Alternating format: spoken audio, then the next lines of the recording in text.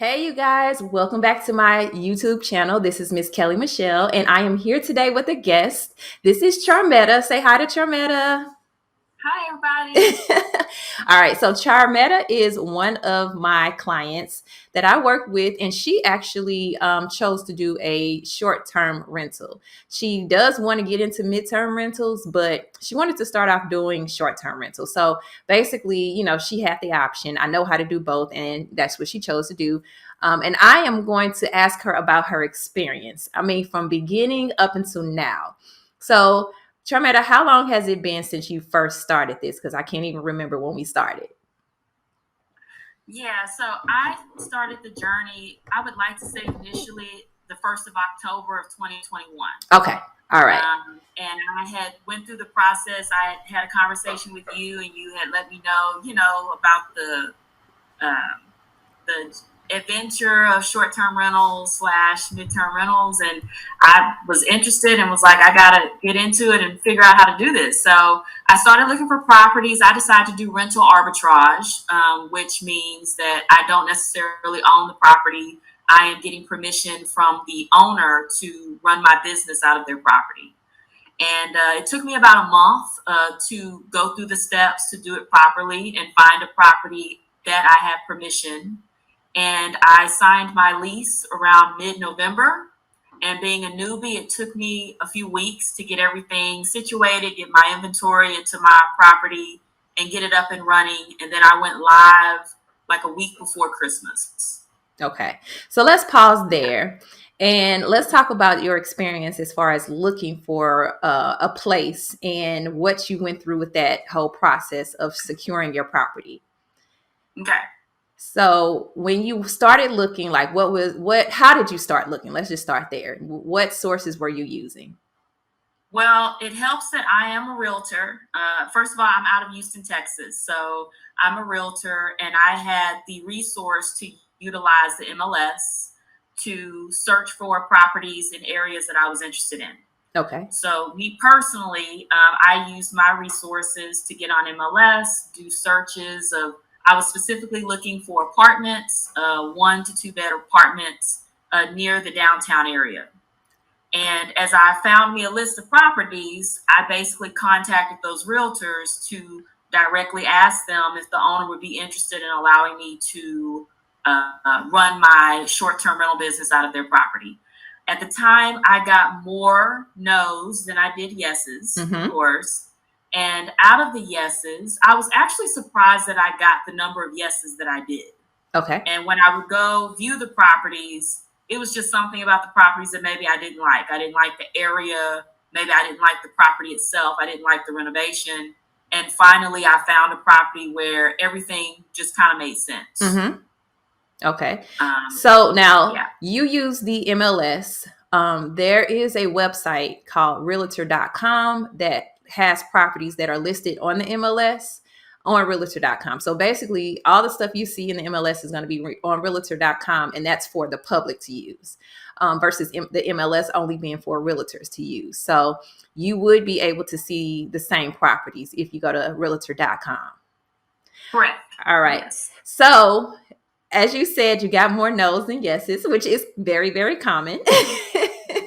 And I'm glad you said that, because securing a property can be the most difficult part and the longest part, because it just takes time to find, like you said, that right property, to get the person to say yes, and for everything to just align, right? Once you get the property, it's just about getting it set up and going, and then going to trying to get someone to I guess rent it out or lease it or whatever you want to do. That might become the next challenging part, right? So let's step back, and you have your property. Can you tell us a little bit about your property and why you chose it? Okay. My property is a 1 bedroom, 1 bath apartment located on the east side of downtown Houston. It is located inside of an old 1930s fourplex building, but the building has been completely renovated. I mean, the owners did a beautiful job with the renovation. So number one, I chose it because I love the renovation. Number two, I chose it because of the location. Not only is it by downtown, but it's a block away from our metro rail system. So if a guest checks into my property, they don't have to drive anywhere. They can walk a block, hop on the rail, and the rail takes them into downtown, the museum district, the medical center, and our main stadium. So it was a no-brainer. Like, I had to pick that location because of what's around it. Okay. So yeah, it's a 1-bedroom, 1-bath. It's on the second floor of an older building, and it's inside of a residential neighborhood. So it's kind of a mix. It's a bunch of houses as well as some commercial buildings, stores. So people can even get out and they can walk to the corner store if they need something. Okay. All right. So checked all your boxes. Great location, great place, close to public transportation. So that all worked out for you. So once you got your property, let's now talk about the setup process. How did you, well, I'm not going to say how did you go about setting it up. How was that process for you? What were your thoughts about setting up the property? So setting up the property was actually fun. And that's only because I love to design. I'm very artsy. So I love to like match furniture and colors and, deck out like a unit. Now, Houston is I don't know how different it is from other markets, but Houston has a ton of hosts, and most of those properties have like really nice interior decorations. Okay. It's very heavy on the aesthetics of the property. So the way I chose how I set it up was based off of me looking at my competition in my area and look to see what they're choosing to put in their properties. And so that's what helped me determine what I have to have in my property if I'm going to be competitive. Okay. So a lot of the things that I bought, particularly like furnishes and stuff, Amazon was my friend. I order a lot of things on Amazon. We have like a Ross and like a Home Goods here in Houston. So I might go there and get like a few accessories. I tried not to get crazy with it, but I knew what I needed to do in order to set myself apart from other people. Okay. And that was good. I mean, that's exactly what you're supposed to do. I mean, I know we don't want to look at other hosts as our competition, but really that's what they are. We're all in this to, make the money we want to make, but that's the reality of it, right? So were there any challenges with the setup process? The main challenge that I had with the setup is because of the pandemic, shipments were slow. And so when I would order things, what was supposed to come in a week might have took 2 or 3 weeks. So I had a lot of delays with my packaging coming, which delayed me from going live. So that was probably one of the challenges that I had with setup. Okay. Now that's common. Yes. That happened to me as well with setting up the new properties that I have. A lot of delays, whether it was just slow shipment or whether, all of that delayed my packages and furniture and different things. So I totally understand that. Okay. So now you've set up your property and it's time to go live. How did you feel about going live, setting up your listing, and that process? So I was super nervous about going live. Okay. I was super scared and nervous because I didn't know who was going to come to my property. But as far as like setting up the listing itself, like for instance, I'm using one particular platform, and that platform that I used was pretty self-explanatory. I first started on Airbnb, but I have since listed on other platforms. And, it's pretty self-explanatory. They tell you what they need for you to include in your listing. And as a host, it just depends on who you're trying to attract and what needs to be, highlighted about your property. Okay. So that part wasn't really difficult. That part wasn't really difficult as far as setting it up. I guess what becomes a little difficult is the tweaking of your listing at the beginning of the process. But it's the tweaking of what rules you need to have, how you need to spell them out, what needs to be addressed. Just being very strict on your parameters, especially as a new host. Yeah. I don't know if that answered your question. Well, yeah, because we had many of calls about the listing, what it needed, what should be changed, what you could do differently, or how did I set things up on my listings. So we had a lot of calls around that, because that's where support was really, really needed. Because you didn't really need help with the setup process because you had that, which, of course, you said you like to design and all that stuff. So that wasn't the problem. I think the most support you needed was finding kind of how to find a property and going through that process. But you didn't need as much support with that as you did with listing it and dealing with your first couple guests. So let's move on to that. Now you listed your property and you get guests. Let's talk about your first guest and what happened. Okay, so my first guest, she was nice. It was a single female. She came by herself. I did not necessarily have issues with her during the stay. Okay, the issue occurred after she checked out, and I noticed that there was something broken inside of my apartment. I had a malfunctioned trash compactor. The garbage disposal was broke. Apparently she put stuff in the sink that wasn't supposed to go in there, and it broke. So I had to immediately try to get a handyman out there to fix it. But she checked out on a holiday, and people don't work on holidays. So it just kind of dominoed effect into my next guest, which I actually lost because there was other things. The toilet was like malfunctioning. It wasn't flushing properly. And it was just other things that I couldn't get fixed in time for my next guest. And that made me lose the reservation. Okay. So you lost that reservation. You were super, super bummed. I remember talking to you about it. But you got your next reservation. So how long was it until you got your next reservation? The following weekend. Okay. So it just took a few days. Okay. And I had my next guest come in. It was a couple. And they were okay, but I feel like they lived hard. So that meant that I had like a broken office chair. I had a broken shower door. I don't know what they did in there to make things in disrepair. But I had two things that they had broke.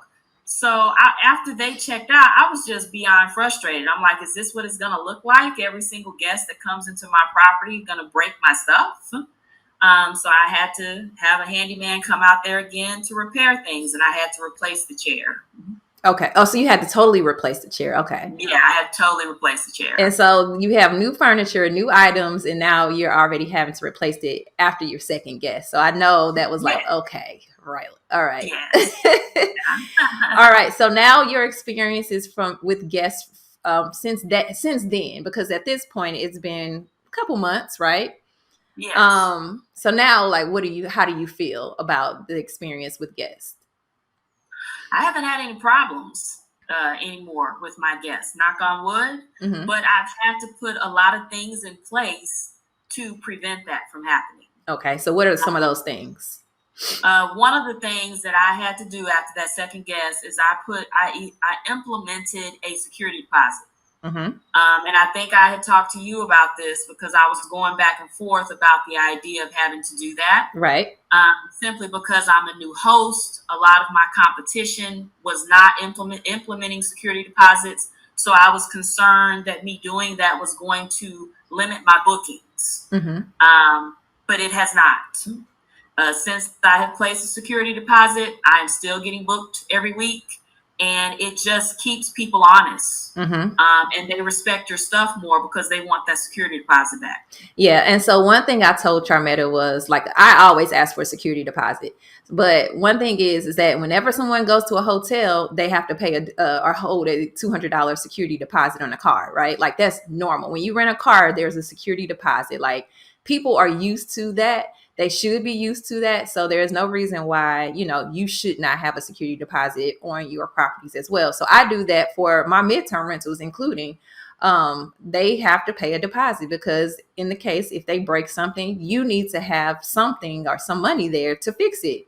And they're responsible for it, because once a person leaves, they're not thinking about it. They think, oh, whatever, so you do have to have, I always advise having a security deposit. All right. So what other things did you have to implement? Well, and to go back to that, a lot of hosts don't do security deposits. Okay. I don't, because when I was looking at, and I think it just depends on the host, and that's why I was going back and forth about it, because everybody don't do it, and they don't have to. Right. But it's your choice. It's helped me. Yeah, it's helped me. Okay. So some other challenges I was having, as far as tweaking my house rules, it just kind of was trial and error. I tried my best to be very specific in my house rules. And under my house rules, I even put notices as far as, you do this, you're going to have to pay this penalty. You do this, you're going to have to pay this penalty. And after each guest, little things might happen, and I'm just having to go in and just tighten it up a little bit. Mm-hmm. And as a new host, I was scared to do that, because I felt like, oh my gosh, I'm going to have all these rules. People aren't going to want to sit there and read all of that. They're going to pass up my listing. And honestly, if that's what they do, those are the guests you don't want. Exactly. Let them pass. But I haven't had any issues with, getting bookings, because I'm strict on my house rules. Okay. So I provided Charmetta with the guest information, house rules, and like the deposit deduction list. So she was able to take that and make it her own. I gave a template and she made it her own. And as you can see, she tweaked what she needed, to fit her specification. So just keep that in mind, like whether it's from somewhere online or wherever you might get a template from, make sure you make it your own to fit your property and your needs. Mm-hmm. All right. So anything else you have to tweak? Well, the only other challenges I've had is really, it's nothing that I can do. It's kind of out of my, it's nobody's fault, but it's basically based on the property that I chose. Okay. So because it's an older property, it's beautifully renovated. It has a cockroach problem.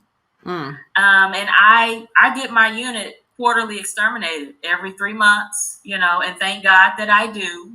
But because it has a pest control issue, I cannot make this listing as automated as I would like for it to be. Okay. Because every time a guest checks out, now I haven't had nobody complain about any pets, ironically, but every time a guest check out, I have to personally go over there. But I'm sorry, before a guest checks in, like the day before they check in, I have to go over there and make sure there's no dead cockroaches laying anywhere. Because they were coming in dying a lot. And so I can't, even though I have a cleaning guy that goes and cleans my property, even between when he leaves and when the new guest comes, it might be dead roaches everywhere. Okay. So that's been a challenge. It's just, I'm already busy and I just don't have the time to always go over there just to make sure there's no dead pests on the ground. Okay. Yeah. And that's a biggie, because no one wants to walk in and see dead roaches or bugs or whatever, even though your unit is clean. It's in a building, so you can't control, other units or other apartments and what's happening in those places. So, okay. All right. Yeah. So those are some great things you had to, or that you shared with us as far as how you had to make some changes and, kind of tweak some things. So now you're in this process and, you've gone through it and all of that stuff, right? So what would you share to someone who, well, no, let me step back because we did talk about this. Why did you choose to do short-term rentals over like midterm rentals, like corporate rentals or anything else? I honestly chose short-term rentals over anything longer term only because of the projected money to be made. Okay. My research has showed that with the short-term rental business model, you can make more money. You can charge more. Mm-hmm. But for the midterm, longer term rentals, you can still make money, but just not as much as short term. Right. Right. Yeah. So, at any point, would you be interested in doing midterm rentals or mixing it up with short term and midterm rentals? Yes. Yes. I would definitely consider doing a corporate rental or midterm rental. But for me, and what I'm expecting to make, I would have to scale up. Okay. So I would need to have more than just one property to be able to feel successful at a longer like corporate rental and midterm rental. Okay. So actually, you have a guest checking in. You said tomorrow. That's going to be for 30 Yes. days. Yes, that she's my first. Okay. Yes. All right. So you get to have the experience to see how you like longer stays. But I know you still want to make the more money, which is correct. You do make more money with short-term rentals. Yes. But you have less work with midterm rentals. Yes. So you'll see how you like it, if you like it or you don't like it. But it's a test for you. So that's really, really good. All right. Yes. So now, okay, like I said, you're in this. How do you feel about moving forward in this business? Like, do you want to move forward and scale up, or do you want to kind of stay where you are? Like, what are your thoughts after having the experiences you've had? I definitely love the business model. I love the idea of doing short-term rental, corporate rental, midterm rental. There's nothing wrong with that. It's just I feel like I still need to discover where my sweet spot is. And I don't feel like for me in the Houston market, in the area where I'm at, a small apartment doesn't work for me. Mm-hmm. So would I continue in this business? Yes. But would I continue with the property that I have? No. Okay. So Um, what type of property would you go after next that you feel like would work? well, number one, I would prefer to have my own property and not necessarily do rental arbitrage only because I don't have as much control over the property if it was my own. Okay. But I would prefer like a house, a freestanding unit. Mm-hmm. I could put more people in there. I could charge more money for a house. And even though I have neighbors around me, it's not as much finessing with the neighbors to keep them calm as I'm having to deal with it being in a fourplex building, Mm-hmm. you know, Mm-hmm. because it's having to keep them happy, keep the guests happy, keep the owner happy, Right. and it's too many people. Right. So as far Yeah. as keeping the neighbors happy, what did you do when you first got there to let the neighbors know what was going on? So I created a letter. I put it in an envelope and I taped it on everybody's door, just introducing myself, letting them know who I was, and I was very transparent with them. I let them know what I'm about to do. None of them gave me any pushback. I gave them my contact information. I wanted them to feel comfortable to reach out to me in case something goes on that they see at the property and I'm not there. Okay. So I did that first and foremost. But I do have one neighbor that's more close to my unit, and her and I have built up rapport with each other. And she's actually kind of like my camera, Okay. because I don't have cameras around the property. Mm-hmm. And she's very comfortable reaching out to me, letting me know if something's not right. Okay. Cool. So that is good. You built that relationship and went that route. So I'm glad that worked out for you. Yeah. So anything else you want to share before we wrap up this video about your experience? Yeah, I guess the only thing if I had to recommend to anyone is just right before you get started, really, really make sure, and only you can, not you, but like that person needs to be able to help themselves. You must know your market. Mm-hmm. You got to know your market. And it goes beyond just like ordinances and rules. You got to know like the trend of the city. You got to understand your city because like I knew about Houston, I live here, I know Houston, but I wasn't very aware of what's going on with the short-term rental market here in Houston. And that's also been posing a challenge for me, because of what's going on in Houston. Houston, unfortunately, is very saturated with hosts, and you have way more supply than you have demand. Mm-hmm. So, the slow season here in Houston is longer than it may be for other people in other cities. But definitely, like, learn your market and do everything you can to get familiar with your market before you start. Right. And remember, Yeah. guys, she's talking from a standpoint of short term rentals, vacation rentals, not necessarily the corporate or midterm rentals, which is still, you do have to learn your market and know exactly where you should find a property. So that all still remains the same, but you would have less competition, most likely, in midterm rentals or corporate rentals than you would with short term rentals, because everybody's doing short term rentals for the most part if they're getting into this industry, right? All right. Well, thank you so much, Charmetta, for sharing your experience. I wanted you guys to get the real deal, like for real, what it takes and what it looks like when you get into this short-term rental or mid-term rental industry, like feedback. I don't want anybody to get into this naive. So I want to provide you guys with as much real information as possible. And I believe Charmetta has done that. So thank you once again.